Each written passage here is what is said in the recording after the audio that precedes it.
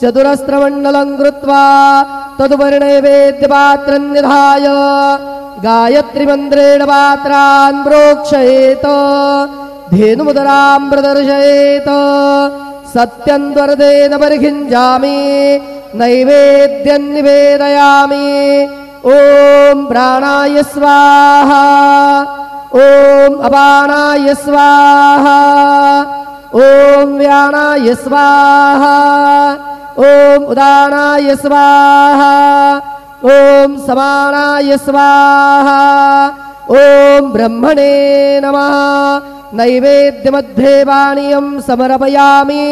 पुनर्नैवेद्यं निवेदयामि ॐ प्राणाय स्वाहा ॐ अपानाय स्वाहा ॐ व्यानाय स्वाहा ॐ उदानाय स्वाहा ॐ समानाय स्वाहा ॐ ब्रह्मणे नमः नैवेद्यं समर्पयामि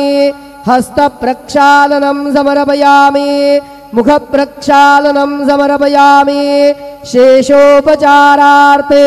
प्रार्थनापूर्वकं नमस्कारं करोमि तथा च मंगल आरार्तिक्य दीपं दर्शयामि।